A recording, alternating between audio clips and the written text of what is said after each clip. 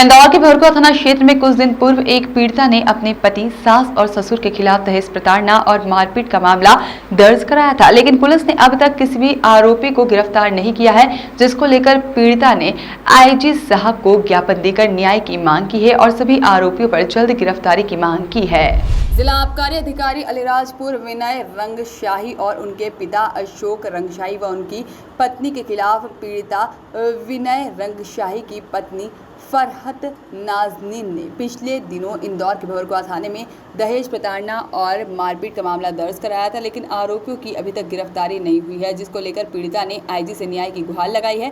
पीड़िता ने बताया है कि उनकी शादी 2010 में हुई थी और शादी के बाद से ही आरोपी पति विनय, ससुर और सास उसे प्रताड़ित करते रहे और पति ने दूसरी शादी भी कर ली थी, जहां पर एक इंदौर पुलिस दबाव प्रभाव के चलते उन पर कोई कार्रवाई नहीं कर रही है, उल्टा पीड़िता को ही पुलिस बार बार थाने बुलाकर परेशान कर रही है। आपको बता दें कि आरोपी विनय रंगशाही के पिता अशोक रंगशाही पूर्व में इंदौर में टीआई रह चुके हैं और अपने पद पर दबाव बनाकर लगातार बाप बेटे पीड़ित को फोन कर जान से मारने की धमकी, झूठे केस में फंसाने की धमकी दे रहे हैं और यहां तक कि धर्मांतरण करने के लिए भी दबाव बनाते हैं, और जिसके चलते आज पीड़िता ने आईजी साहब से मिलकर न्याय की मांग करते हुए सभी आरोपियों को जल्द गिरफ्तार करने की मांग की। बताएं, आज आप यहाँ पे आईजी से मिलने आए थे, किस तरह की शिकायत लेकर आए थे? जी, मैं इसके पहले भी आईजी साहब से मिलने आई हूँ 6 तारीख को। जो मेरे पति हैं जिला आबकारी अधिकारी अलीराजपुर विनय रंगशाही और उनका परिवार, मदर मेरी सास और ससुर, इन तीनों को कोई गिरफ्तारी नहीं हो रही है। और उस दिन मैं आई थी, उसके जस्ट बाद टीआई साहब का बयान आया था कि वो उसके पिता को गिरफ्तार कर लिए थे और बस उसके दूसरे ही दिन उसने बेल लगा दी और बेल वहाँ पे जाकर के न्यायपालिका में वहाँ से खारिज हो गई है।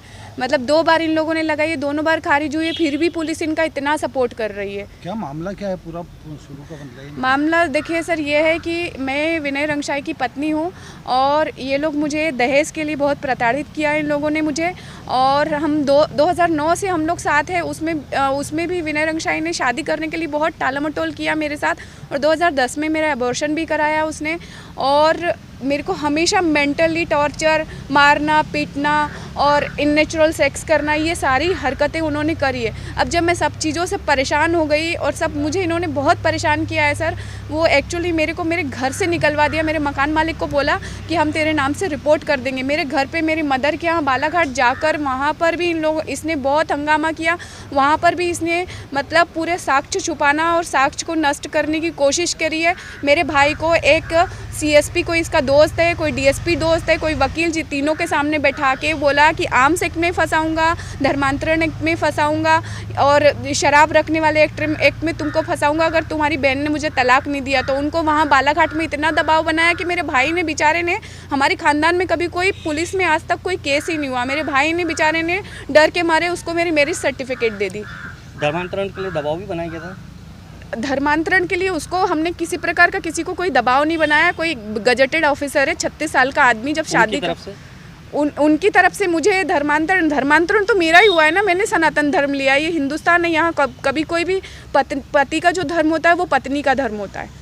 यहाँ कोई किसी का धर्म, आपको इतनी आज़ादी थोड़ी है कि आप अपना धर्म इस्तेमाल कर सकते हैं। पहले भी कोई से कौन है? ये जिला आबकारी मामला है, कौन से थाना क्षेत्र का मामला? जी, ये भंवरकुआ थाना क्षेत्र का मामला है और पुलिस मुझे हमेशा परेशान कर रही है। भंवरकुआ थाने ने मुझे बहुत परेशान किया, मतलब मैं फरियादी हूँ, उनको मेरे पास आना चाहिए, मुझे बार बार बुला रहे हैं। मेरी तबीयत अच्छी नहीं है फिर भी वो मुझे मतलब हर तरह से फ़ोन लगा रहे हैं और ये बंदा मुझे अलग अलग से अब्यूज़ कर रहा है कि तुम इंदौर छोड़ के चले जाओ वरना तुम्हारी बैंड बजा दूंगा मैं और तुमको जान से मार दूंगा और अब तुम अपना मुंह अल्लाह को ही दिखा पाओगी।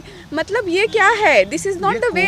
कौन है रंगशाही, किस पद पे हैं अभी? ये जिला आबकारी अधिकारी है, अलीराजपुर में है ये पोस्टेड, और ये मैं आबकारी विभाग में भी ये सब चीज़ दे चुकी हूँ, लेकिन आबकारी विभाग भी कुछ नहीं कर रहा है, उसको पूरा सपोर्ट मिला हुआ है। अच्छा, पहले भी कोई वीडियो वगैरह लीक हुआ था, कोई बुक की वगैरह से कोई आपराधिक रिकॉर्ड पहले भी दर्ज है? जी हाँ, इनके तो बहुत सारे आपराधिक रिकॉर्ड भी दर्ज है, वो मेरे नॉलेज में है, लेकिन मेरे को उतनी बातें आगे की उसकी पता नहीं है कि क्या है। बस वो तो क्या होता है। जी, सबने क्या बोला आपको? जी, उन्होंने बोला कि हम इस मामले में आगे बढ़ रहे हैं और हम आपको डीआईजी साहब के पास वहाँ भेजेंगे। इसके पहले भी मैं आ चुकी, मैं फरियादी हूँ कि मैं क्या हूँ मुझे समझ में नहीं। तो मैं क्रिमिनल हूँ क्या जो मेरे साथ ऐसा बर्ताव हो रहा है? पुलिस मेरे साथ ऐसा बर्ताव क्यों कर रही है? आप क्या चाहती हैं?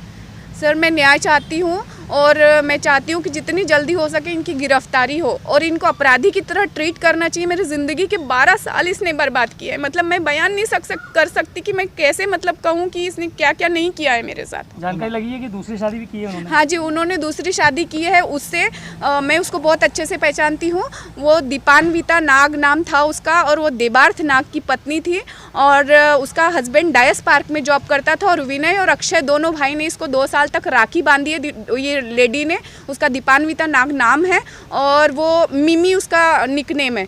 तो राखी बांधी और फिर पहले मेरे से शादी करा और फिर उसके बाद उससे शादी करके उससे एक बच्ची पैदा कर ली। आपका नाम बदला? जी, मेरा नाम फरहत नाज़रीन। इसमें एक इंदौर के थाना भौरकुआ में प्रकरण कायम है और उसमें मुख्य तौर पे इन्होंने ज्ञापन गिरफ्तारी के संबंध में दिया है। पूर्व में अधिकारियों को इसमें निर्देशित किया गया है। निश्चित तौर पे उसमें जो प्रभारी और जांच अधिकारी हैं उनसे निर्देशित किया जाएगा कि जल्द ही इस मामले में विवेचना समाप्त करें और शीघ्र प्राथमिकता पर इसमें कार्रवाई सुनिश्चित करें। सर, कल Indore police voice of rights के लिए इंदौर से तबरेज खान की रिपोर्ट।